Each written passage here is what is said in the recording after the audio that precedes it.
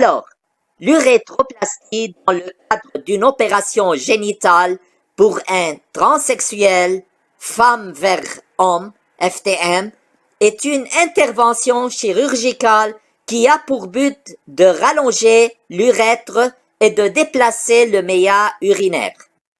L'urètre est le canal qui s'étend de la vessie jusqu'au bout du gland, c'est-à-dire tout le long du pénis pour permettre l'évacuation des urines. Le but final est donc de pouvoir uriner en position debout. Ce genre de chirurgie urologique est sensible mais tout à fait réalisable.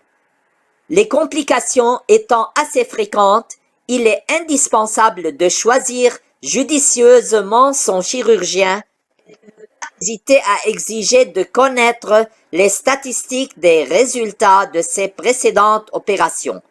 Il existe des chirurgiens ayant un grand savoir-faire en la matière. Mais je crois pas qu'ils sont nombreux. Enfin. Deuxièmement, la technique de construction de l'urètre dans le cadre d'une métoidioplastie. La métoidioplastie ou méta est l'intervention qui consiste à modifier le clitoris qui s'est allongé et épaissi sous l'action de l'hormonothérapie. On le nomme également diclite. Ce sont les effets de la testostérone. Alors, l'allongement est donc fait sur une longueur assez courte quand il est réalisable. En effet, l'urétroplastie ne peut pas être pratiquée sur une métoidioplastie méta dont le pénis présente une longueur inférieure à 2 cm. Mais si les conditions sont remplies, le chirurgien peut recourir à un prélèvement soit de muqueuse vaginale, soit de muqueuse buccale qui vont devenir le tissu du nouveau canal. Il s'agit d'une bande de quelques centimètres carrés en fonction de la longueur du pénis. Bien sûr, comme mentionné précédemment, la testo agit sur les muqueuses vaginales et peut les abîmer, c'est-à-dire les faire sécher, assèchement et fragilisation. Vu qu'il s'agit ici d'une greffe de tissu, il est indispensable que les tissus soient les plus sains possibles.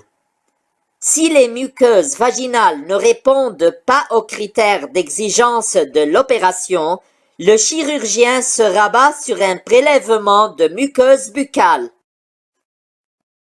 Il s'agit simplement de prélever un morceau de muqueuse intérieure de la joue. Ne vous en faites pas, c'est pas dangereux. Cela n'a aucune conséquence sur la qualité de l'urétroplastie et ne provoquera aucune cicatrice visible supplémentaire. Alors ne vous en faites pas. Durant quelques jours après l'opération, il est conseillé de manger froid et de prendre de la crème glacée. La cicatrisation est rapide. Une sonde urinaire est placée au début de l'opération. Cette sonde va être incorporée au pénis et les muqueuses prélevées vont être suturées tout autour pour former le nouveau conduit urinaire. La technique de construction de l'urètre dans le cadre d'une phalloplastie, c'est-à-dire l'urétroplastie, peut être faite en même temps que le phallo ou dans un second temps. Pardon, je parle que le phallo, je veux dire que le phallo peut être fait en même temps et ou en un second temps après la prise du greffon. Alors, pour réaliser un allongement de l'urètre dans le cadre d'une phalloplastie, les chirurgiens utilisent un lambeau de muqueuse vaginale et ce même s'ils ne pratiquent pas de vaginectomie. Les muqueuses sont prélevées dans la zone antérieure du vagin vers l'entrée. Ces muqueuses servent à créer la première partie du nouvel urètre. Elles sont enroulées et cousues autour d'une sonde urinaire placée au début de l'opération. pour le reste de la longueur du pénis et pour pouvoir arriver au nouveau méa urinaire, le chirurgien va utiliser un lambeau de peau et de chair qu'il aura prélevé sur une autre partie du corps, généralement l'avant-bas ou la cuisse, et qui va constituer le nouveau pénis. Il va complètement retirer l'épiderme de la zone devant constituer le prolongement de l'urètre et le suturer le long de la sonde comme précédemment jusqu'à le rattacher à la première zone réalisée avec les muqueuses vaginales. L'allongement de l'urètre étant d'une longueur de plus d'une dizaine de centimètres, les risques de complications post-opératoires sont d'autant plus grands.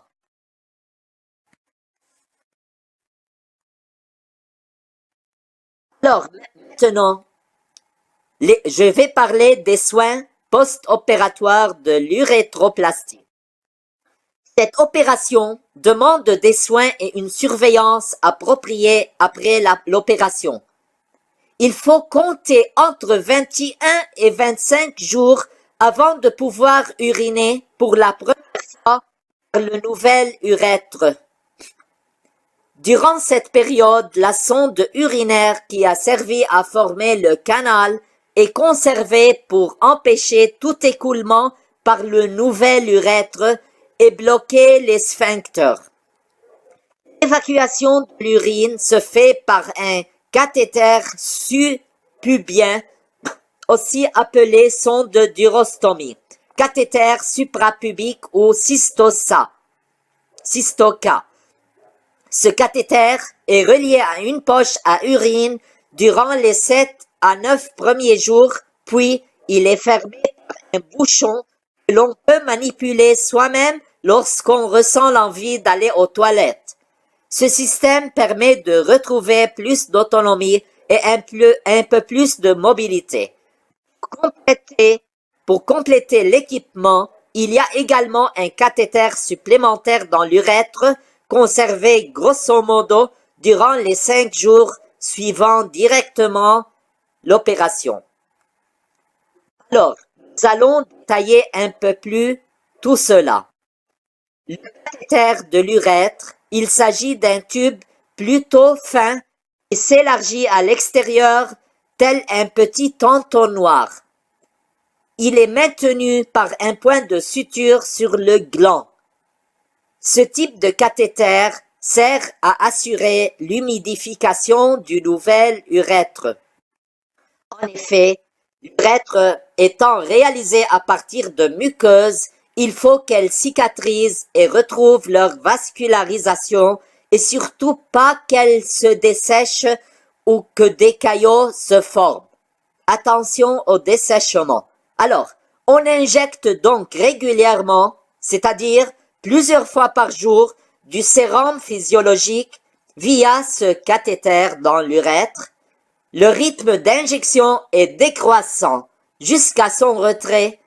Il est décroissant jusqu'à son retrait et l'humidification en elle-même est indolore. Il n'y a pas de douleur.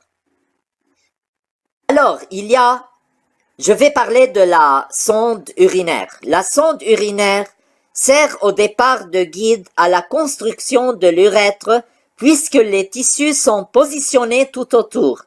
Mais elle a aussi un rôle de protection. En effet, elle prévient tout risque de fermeture lors de la cicatrisation et, surtout, empêche l'urine de le parcourir. Celle-ci pourrait endommager les tissus déjà fragilisés lors de l'opération et provoquer des infections ou pire, une nécrose. Cette sonde ne demande pas de soins en particulier, mais elle peut s'avérer souvent gênante et inconfortable à cause des frottements des vêtements. Alors, c'est l'inconfort. Elle est réellement très importante et doit être conservée de 3 à 4 semaines. Son retrait peut être fait par un ou une infirmière à domicile ou un neurologue. C'est très rapide. C'est simple. Il y en a en fait un petit ballonnet gonflée d'air qui coince l'entrée de la vessie. À l'autre bout de la sonde, on trouve un embout spécial qui permet de placer une seringue et d'aspirer l'air du ballon. Une fois le ballon dégonflé, la sonde est libérée. Il suffit de la faire glisser doucement. On ne peut pas dire que ça fasse mal. On ressent surtout une sensation étrange et pas vraiment agréable. On va parler maintenant du cathéter subpubien. Le cathéter subpubien a le même but que la sonde. Il est là pour favoriser la cicatrisation de l'urètre qui a été rallongé. Les tissus ne reçoivent pas de tension ni d'impuretés liées à la miction. La miction, c'est le passage du jet d'urine, tant que la cicatrisation n'est pas complète. Cela permet de prévenir au maximum les risques de sténose, de nécrose des tissus qu'il a fallu rajouter pour compléter l'urètre. Ce cathéter est posé durant l'opération. Il est implanté dans la vessie en traversant la paroi abdominale au niveau du pubis. Le tube est maintenu en place par une suture et relié à une poche à urine. En effet, la poche est rarement placée à la sonde urinaire pour éviter qu'elle ne tire dessus avec le poids, qu'elle ne provoque des frottements et ne perturbe pas la cicatrisation. Entre le 7e et le 9e jour, il est possible de supprimer la poche à urine au profit d'un bouchon amovible. Ainsi, on retrouve un peu plus d'autonomie et la possibilité de se rendre aux toilettes normalement. Au départ, il faut y aller à heures régulières toutes les heures, puis toutes les 2 heures et ainsi de suite jusqu'à retrouver la sensation d'avoir envie d'aller aux toilettes. La vidange de la vessie se fait simplement en enlevant le bouchon et en le remettant quand on a terminé. Durant la phase de récupération des sensations de la vessie, il est possible de placer à nouveau pour la nuit une poche afin de pouvoir se reposer, ce qui est primordial après une opération. Tout comme la sonde, ce cathéter ne demande pas de soins particuliers. Il faut veiller à ce que la zone autour du point reste propre et qu'il n'y ait pas d'apparition de rougeur ou de grosseur. Pour désinfecter un nettoyage avec une compresse, la bétadine enfin fait très bien l'affaire. Avec les jours qui passent, la peau autour du cystosa peut s'irriter légèrement. Dans ce cas, une noisette de crème hydratante réglera le souci. Son retrait se fait seulement 2 à 3 jours après le retrait de la sonde urinaire. Ce décalage permet de s'assurer de l'absence de complications liées à l'urétroplastie. Comme pour la sonde, un ou une infirmière peut réaliser cette opération à domicile avec une ordonnance d'un médecin ou bien en allant consulter un urologue. La technique du retrait est simple. On coupe les points, retenant le tube sur le pubis et on tire. C'est très loin d'être un bon moment. Le tube mesure de 20 à 25 cm et, avec le temps, il arrive que des dépôts se forment autour. Du coup, il ne glisse pas tout seul et il faut tirer plus fort. Le cathéter laisse sur le pubis un orifice assez marqué qu'il faut surveiller le temps que la plaie se referme complètement. Pour ce faire, on place un pansement compressif et ou du stéristrip durant quelques jours. Il faut bien veiller à la propreté du pansement en le changeant régulièrement et en nettoyant la zone avec la bétadine plusieurs fois. Alors, en ce qui concerne la reprise de fonction urinaire, après l'urétroplastie et le temps passé avec les sondes, il faut un peu de temps pour retrouver une fonction urinaire tout à fait normale. Les sphincters doivent se remettre du traumatisme dû à la présence de la sonde et l'allongement de l'urètre entraîne aussi une modification du ressenti lors de la miction. La miction, c'est l'action d'uriner. Le jet est différent et les toutes premières fois aux toilettes ne sont pas franchement agréables et un peu angoissantes. Il faut forcer pour faire sortir l'urine avec des sensations ponctuelles d'explosion facilitant le passage dans l'urètre. Le cathéter subpubien est toujours présent les tout premiers jours et il demande un vrai effort physique. Le cathéter subpubien est toujours présent les tout premiers jours et il perturbe aussi la miction. Après son retrait, les choses ont tendance à devenir plus faciles. La pression qu'il faut exercer sur la vessie les premières fois demande un vrai effort physique. Il est important de bien se concentrer et de lutter contre soi-même pour réussir à faire sortir l'urine. En effet, le réflexe naturel est de vouloir arrêter de forcer face à l'inconfort qu'on ressent. Les incontinences urinaires ponctuelles sont courantes juste avant de ressentir le besoin d'aller au WC, aux toilettes, quelques gouttes. Il est important d'y aller régulièrement, même si on n'en a pas particulièrement envie. La pratique d'arrêt et de reprise volontaire du jet est conseillée pour se rééduquer. Pour finir, boire un peu plus qu'à la normale est recommandé car, en plus d'aider à aller régulièrement aux toilettes, cela prévient les petites infections urinaires qui pourraient survenir. Plusieurs jours sont nécessaires pour que les choses rentrent dans l'ordre progressivement. Au vu des difficultés pouvant être rencontrées au départ, la position assise est extrêmement indiquée. Vous aurez tout le temps de vous entraîner debout par la suite. La reprise de la fonction urinaire est un moment clé dans la convalescence car c'est réellement à partir de là que les risques et complications d'une urétroplastie, s'il y en a, deviennent visibles. Dès les premiers pipis, il est important d'être vigilant à tout écoulement anormal de l'urine ou toute chose bizarre, comme par exemple, comme une incontinence trop marquée, des envies trop fréquentes, des brûlures, etc., et d'en référer à son chirurgien. Il vaut toujours mieux les embêter pour rien que de trop attendre.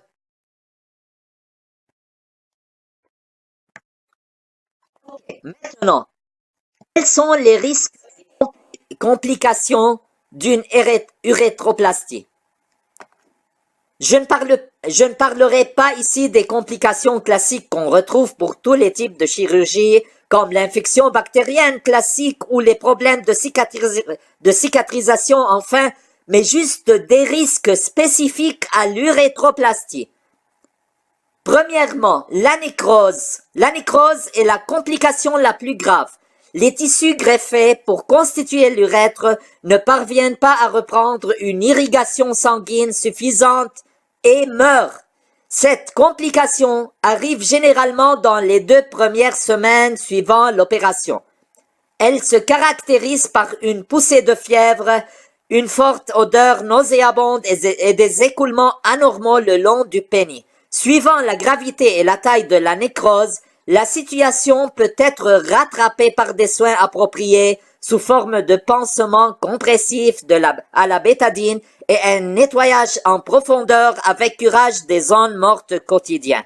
Alors, si la situation ne se stabilise pas ou que la zone est trop importante, il va falloir ôter chirurgicalement les tissus atteints pour les remplacer par de nouveaux. Dans ce cas, un nouveau passage sur la table d'opération désormais est inévitable. Deuxièmement, la fistule. Suite au travail de suture tout le long de l'urètre, il peut arriver qu'une ouverture apparaisse entre l'urètre et l'extérieur du corps à un endroit anormal. Pour mieux traduire, l'urine s'écoule par un ou plusieurs autres trous que celui du méa urinaire au bout de la verge. Alors, cette complication est la plus courante et n'est pas d'une grande gravité, même si elle peut impressionner et angoisser. La reprise d'une fistule est un travail somme toute facile pour un chirurgien urologue. Une fistule peut apparaître n'importe où, entre la base du pénis, au niveau des bourses jusqu'au niveau du prépuce et du gland. Sa taille est variable et n'est pas forcément visible à l'œil nu.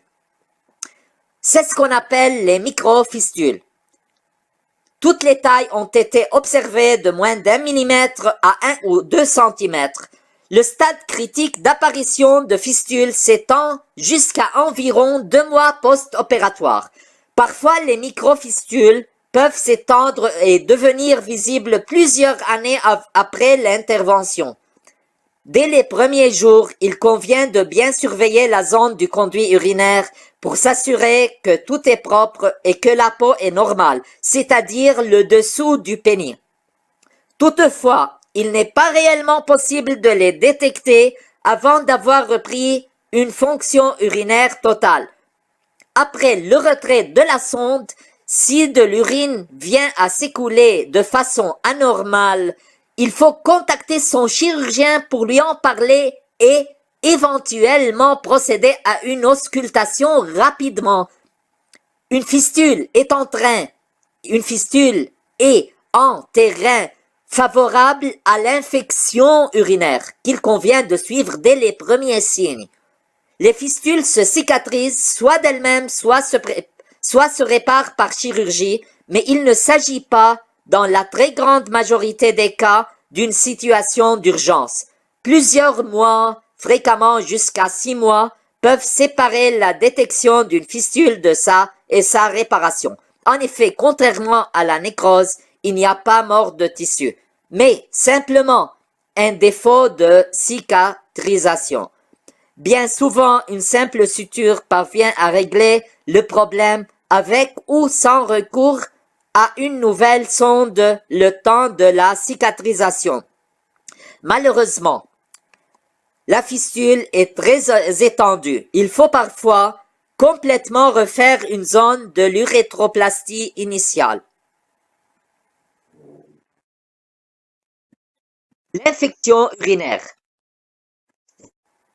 C'est le troisième risque. C'est l'infection urinaire. Alors, la vessie est un rare endroit à l'intérieur du corps qui est parfaitement stérile. Il est d'autant plus sensible à toute intrusion. La mise en place de la sonde urinaire et du cathéter subpubien sont des portes d'entrée potentielles pour les germes et les bactéries. Les symptômes d'une infection urinaire sont variés.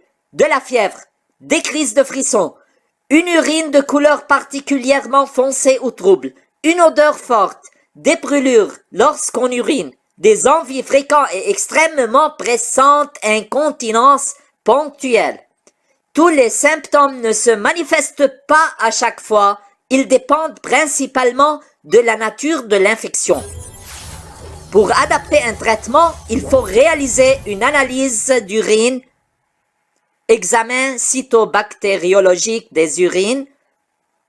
Cet examen va permettre de connaître précisément le germe ou la bactérie à l'origine de l'infection.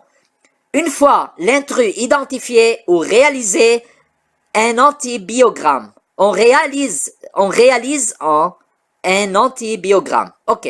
Cela permet de tester l'efficacité de toute une gamme d'antibiotiques sur la souche de l'infection. Cette complication se soigne très bien avec les antibiotiques, qui sont choisis à partir du résultat de l'antibiogramme pour être le plus efficace possible. Les infections urinaires sont courantes suite à ce type d'opération et peuvent se déclarer plus de 1 mois après. L'antibiogramme est vraiment essentiel dans le choix du traitement et son efficacité. En effet, certaines souches sont plus résistantes que d'autres. Pour aider votre corps en plus du traitement, il faut vraiment bien boire pour vider régulièrement la vessie et éliminer les intrus. Pour une souche sensible, le traitement dure 8 à 10 jours. Pour des souches résistantes, il faut parfois plus d'un mois et plusieurs antibiotiques différents. La bactérie la plus courante est Escherichia coli, qui présente 75% des infections. Mais il y en a beaucoup d'autres, comme la Staphylococcus aureus, qui possède quelques variantes résistantes à certains antibiotiques. Contrairement à ce que l'on peut croire, l'infection urinaire ne touche pas systématiquement et uniquement la vessie. L'infection peut se fixer soit sur l'urètre, soit dans la vessie, soit plus haut sur les reins ou sur les urétères, canaux menant. Ce sont les canaux menant l'urine des reins à la vessie. En cas d'une infection avérée et de douleur au niveau des reins, il est possible de vérifier s'ils ne sont pas enflammés par une échographie. Quatrième risque, enfin, la sténose ou rétrécissement de l'urètre. Une autre complication tardive possible est la sténose qui peut survenir 3 à 4 mois après l'opération. Il s'agit d'un défaut de cicatrisation entraînant un rétrécissement de l'urètre sur une longueur variable de 1 mm à plusieurs centimètres. Dans sa forme la plus grave, la sténose peut totalement boucher l'urètre et empêcher d'uriner. Dans ce cas, il faut se rendre sans délai aux urgences urologiques de préférence, pour faire placer un cathéter subpubien et permettre de vidanger la vessie sous peine de s'empoisonner soi-même et d'abîmer ses reins. Sténose est toujours au départ de petite taille mais qui altère rapidement et significativement l'aptitude à la miction. En clair, on a de réelles difficultés à pisser et c'est évolutif. Les symptômes sont assez caractéristiques et deviennent avec le temps de plus en plus marqués. Par exemple, le jet est de petit diamètre, il a tendance à partir en tuyau d'arrosage. Le jet n'a aucune puissance, etc. Ou il faut réellement forcer pour vider un peu la vessie. La vessie ne se vide pas totalement, on ressent une lourdeur. Il faut aller très souvent aux toilettes, y compris plusieurs fois par nuit. On ressent des envies très soudaines et incontrôlables d'uriner, donnant aussi parfois des incontinences légères. Alors, si vous observez ces symptômes, il faut aller consulter rapidement un urologue pour ne pas prendre le risque d'aboutir à la forme la plus grave que j'ai évoquée précédemment. Il y a 2 tests très simples à passer pour finir de poser le diagnostic. Premièrement, un contrôle par ultrason, échographie de la vessie, avant et après d'être allé aux toilettes, qui permet de déterminer exactement votre capacité de vider, et une débitmétrie. Il s'agit de mesurer la qualité du jet, sa forme et son diamètre. Ce test se réalise très simplement en pissant dans des toilettes spécialement équipées de capteurs en tout genre. La sténose pouvant se trouver près du gland, long du nez ou plus proche de la vessie, il est fondamental de la localiser. Pour cela, le médecin peut réaliser une urétroscopie. Cela consiste dans un premier temps à injecter dans l'urètre avec une seringue un gel de xylocaïne qui va provoquer une anesthésie locale sous 10 minutes. Ensuite, une micro-caméra spécialement conçue pour explorer jusqu'à la vessie, cystoscope, est glissée par le MEA qui permet au médecin de localiser directement la sténose ainsi que son diamètre. Il existe un autre système que l'on nomme l'urétrographie, il s'agit d'utiliser une série de clichés radiographiques pris pendant qu'on urine. Cette technique est plus longue et plus complexe à réaliser. Une fois la configuration de sténose pleinement connue, le traitement est choisi parmi 3 possibilités. La première, réaliser une dilatation. Elle est faite sous anesthésie locale grâce au même gel que pour l'urétroscopie. Une série de sondes très souples, appelées bougies de diamètre croissant, sont introduites dans le canal afin de le dilater peu à peu et de lui faire reprendre une taille adéquate. Cette méthode a l'avantage énorme de ne pas entraîner d'hospitalisation, mais il n'y a aucun contrôle visuel durant l'intervention pour s'assurer du bon déroulement et du résultat.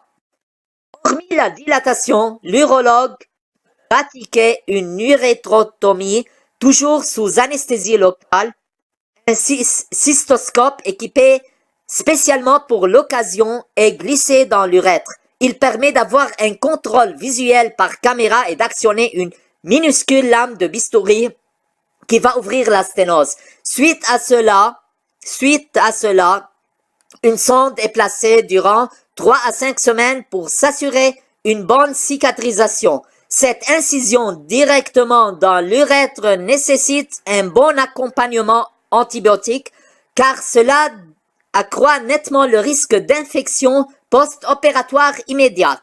Il s'agit d'une intervention ambulatoire. On arrive le matin et on repart le soir. Pour finir, la solution la plus radicale est de procéder à une ouverture longitudinale sous anesthésie péridurale du pénis à l'endroit de la sténose pour ôter la portion de l'urètre sténosée et de reconstituer le canal. Là aussi, une sonde est obligatoire de 3 à 5 semaines. À l'inverse de l'urétrotomie, l'avantage est que le risque d'infection est moindre, mais il faut être anesthésié et hospitalisé 48 heures. Il convient de refaire 2 à 3 mois plus tard une nouvelle débimétrie, surveiller et prévenir au mieux les risques de récidive. Merci.